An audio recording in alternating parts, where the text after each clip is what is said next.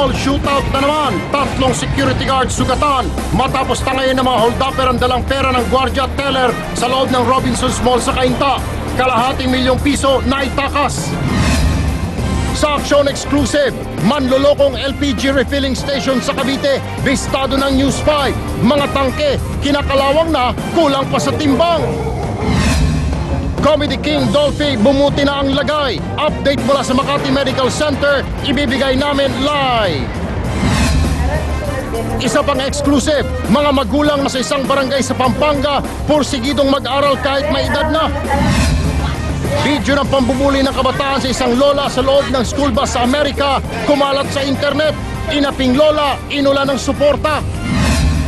LTO office sa San Juan, dinumog ng mga nag-a-apply ng lisensya. Supplier ng LTO, binigyan ng ahensya na hanggang Lunes para maayos ang aberya sa computer.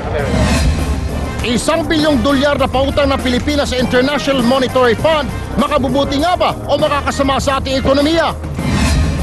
Pidol, binigyang pugay sa Maynila para sa kanyang kontribusyon sa pelikula. Bandol, iginit na karapat-dapat ng bigyan ng National Artist Award ng kanyang ama. Sa Action Sports, Miami Heat nilampasong Oklahoma City Thunder para mag-champion sa NBA. LeBron James, inuwi rin ang Finals MVP Award. At Pinoy na pintor, literal na dugo at pawis ang puhunan. Yun ang una kong gawa noon.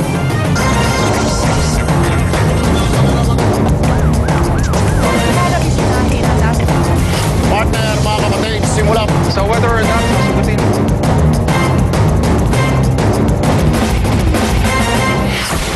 Magandang gabi, Pilipinas. Araw po ng Biyernes, ika-22 ng Hunyo 2012. Ako po si Erwin Tulfo. At ako naman po si Cheryl Quasim. Partner, mga kapatid, nagkaroon na naman ng barilan sa loob ng isang mall. Inabangan at tinangay ng mga kawatan ng dalawa ang dalang pera ng isang gwardiya at teller ng bangko sa loob mismo ng Robinsons Metro East sa Cainta kanina. Partner, bit-bit na mga hold-upper ang kalahating milyong piso at iniwan nila ang 3 sekyu na sugatan sa insidente. Para sa latest aksyon sa Cainta, may live report si Trish Roque. Trish. Erwin, Cheryl, sugatan ang 3 gwardya sa isang robbery hold-up incident na nangyari kaninang umaga dito sa Robinsons Metro East, dito sa Marcos Highway sa Pasig. Nabulabog ang mga namimili sa Robinsons Metro East bago mag-alas 11 ng umaga. Sunod-sunod na putok ng baril daw ang narinig nila mula sa basement ng mall. Ayon sa mga otoridad, galing sa Robinsons Bank ang isang teller kasama ang security guard na si Edwin Nartea. Dadalhin daw sana nila sa armored van ang perang aabot sa 550,000 pesos. Pero bigla na lang daw pinaputukan ng 3 suspek ang dalawa at inagawang bag na may lamang pera. Tumakbo raw patungong supermarket ang mga suspek. Habang tumatakas, pinaputukan nila ang gwardyang si Flotildes Domingo na nakabantay doon. Nabigla din sila. Kasi pagkakita nung delivery, pinutukan na ng pinutukan. Hindi na nakapag-rack yung gwardiya. Bukod sa 2 nabanggit na gwardya, tinamaan din ng bala sa binti ang isa pang gwardyang si J. Lu Fasibol na rumoronda noon sa mall. Pagputok po, nakalingon ako tapos tinamaan lang po ako tapos tumakbo na lang po ako kasi wala po akong baril. Tumakas sa mga suspect gamit ang nag-aabang na getaway vehicle. Natagpuan ang inabandonang Hyundai sedan ng mga suspect na may plakang PWN 834, ilang metro lamang ang layo sa mall. May mga bumaba po sa coaching PWN 834 tapos sumakay sila sa adventure na kulay gray. Transfer sila ron. Pinaghahanap na ang 5 suspect na nakatakas. Iniimbestigahan na rin ng mga pulis ang sasakyang iniwan nila. Sasubject natin for SOCO para mag-lift ang Latin Prince. Hindi pa malinaw kung sino ang grupong nasa likod ng insidente o kung may kinalaman nito sa mga umatake sa Robinsons Galleria noong March 29 kung saan isang gwardyang namatay. Nagkaroon din ng robbery hold-up sa mga mall ng Robinsons sa Cebu at Cavite noong nakaraang taon. Inimbestigahan pa natin, tinitingnan natin yung pangyayari at yung mga duties nila doon at yung mga positioning ng mga gwardiya at yung mga actions nila. Balik na sa normal yung operasyon nitong Robinsons Metro East simula pa kaninang bandang alas 3 ng hapon. Pero meron mga ilang establishmento dito sa loob ng mall na nananatiling sarado. At hinigpitan din yung inspeksyon dito sa mga taong pumapasok at lumalabas ng mall.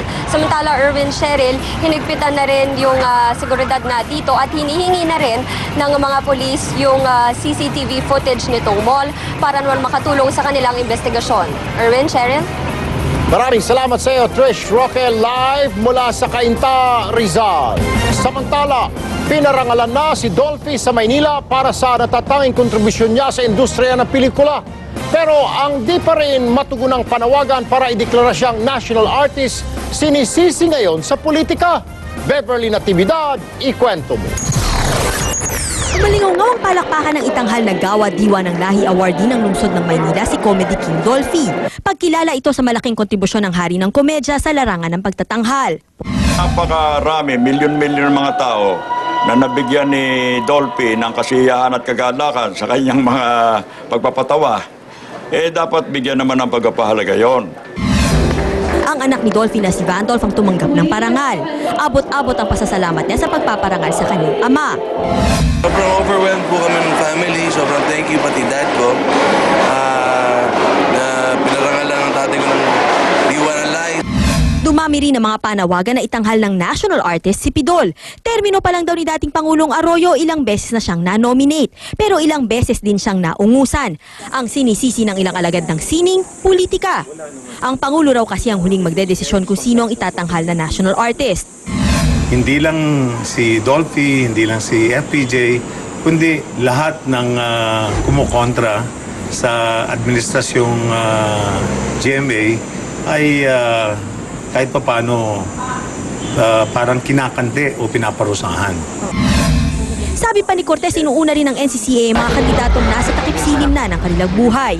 Pero sabi ni Cortez, ngayong nasa list of nominees na ulit si Dolphy, Ibigay na natin, igawad na natin yung karapat-dapat na igawad kay Tito Dolphy at ihirang na siya bilang isang national artist.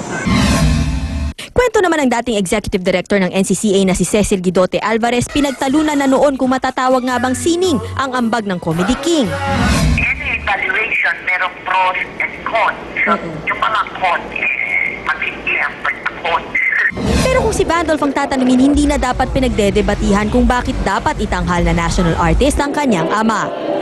Siguro naman deserving talaga ang tatay ko for that award. Beverly Natividad, News 5. Hindi raw hadlang ang edad para makapag-aral. Yan ang pinatunayan ng mga katutubong Aita mula sa isang barangay sa Pampanga at ang teacher nila ay ang kauna-unahang lisensyadong guro sa mga katutubo. Narito ang report.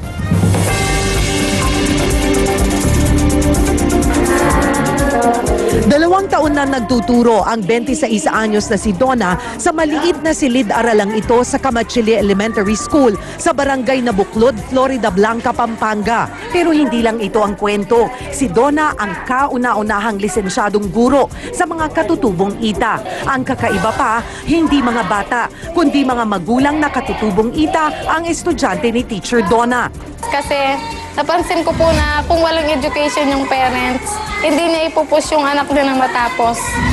Alternative Learning System o Non-Formal Education ang tawag dito ng DepEd. Non-formal dahil walang uniform, walang tuition at wala ring formal na graduation. Tuwing Martes at Huwebes ng umaga lang sila nagkikita-kita. Ang attendance hanggang 30 magulang, depende kung tapos na silang magtanim sa bukid. Ang gasto sa school supplies kadalasang sinasalo ni Teacher Donna. Kwento ng 42 anyos na si Nanay Dulce, malaking tulong ito sa kanila, lalo na't grade 2 lang ang narating niya noon.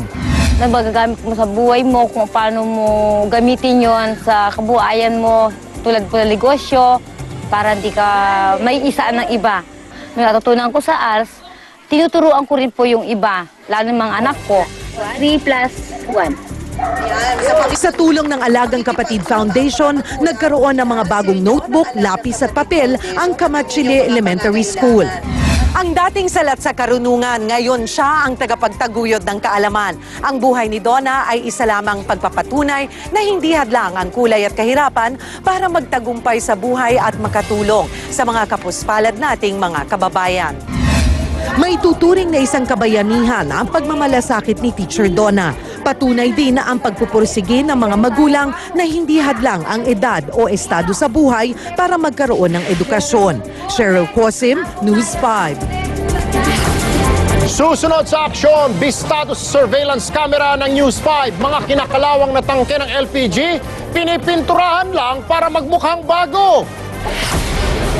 Pambubuli ng mga kabataan sa isang lola sa school bus sa Amerika, huling-huli sa video. Miami Heat champion na sa NBA, LeBron James. Inuwi rin ang Finals MVP Award. Comedy King Dolphy, bumuti na ang kidney pero bumalik ang pneumonia. Latest sa kanyang kondisyon, ibibigay namin live. At